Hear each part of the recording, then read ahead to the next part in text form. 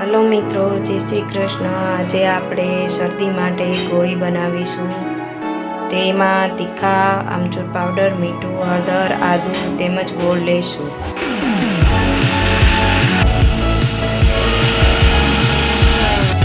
હવે આદુ અને હળદરની પેસ્ટ બનાવીશું.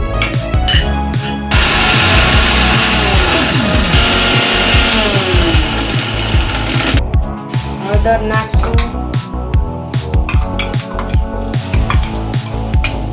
પીસેલી જે હળદર છે તે તવલામાં નાખી દઈશું. એની અંદર તીખા પાવડર નાખશું, મીઠું નાખશું, 1 ચમચી આમચૂર પાવડર નાખશું,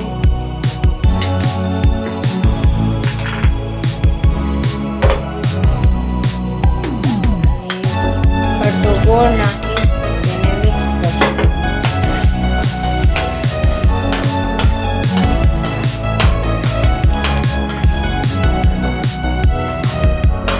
આ ગોળી શરદી ઉધરસ જે કોઈને આવતી હોય તે આ ગોળી બનાવી ચગડે તેનાથી શરદી ઉધરસમાં રાહત મળશે.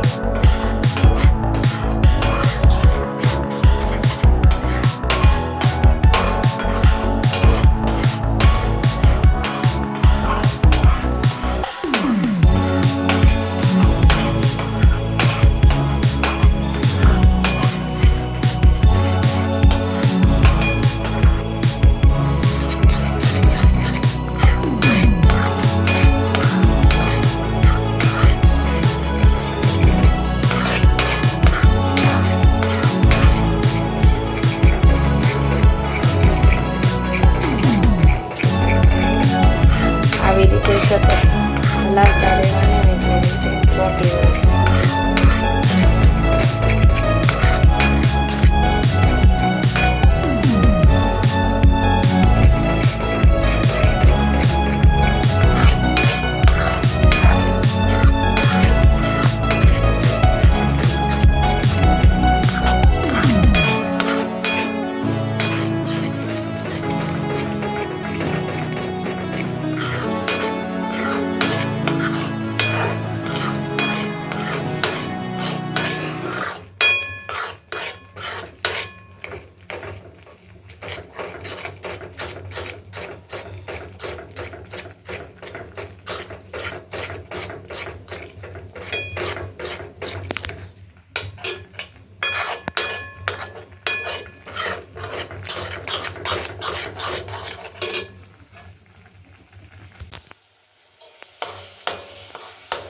જો આ રીતે કઠણ થઈ જાય ત્યાં સુધી મિક્સ કરતા રહેવું, હલાવતા રહેવું.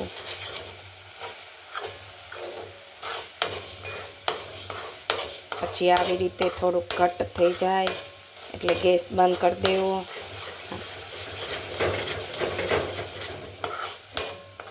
5 થી 10 મિનિટ ગરમ કરશો ત્યાં આવું ઘટ્ટું એકદમ થઈ જશે.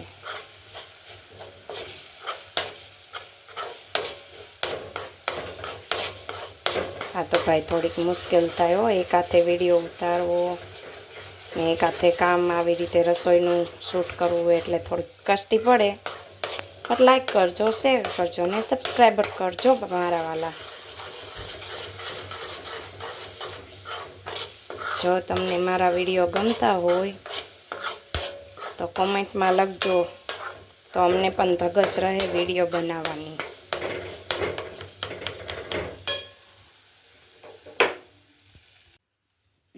હાથમાં જરીક ઘી લગાડી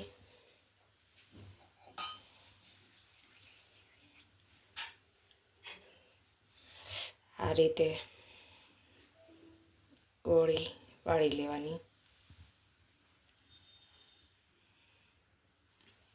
આવી અવળી નાની નાની ગોળીઓ વાળી લેવાની અને પછી સવાર સાંજ એક એક ચૂસવાની.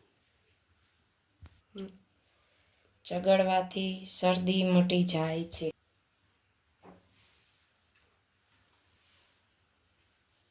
આ નુસ્ખો લેતો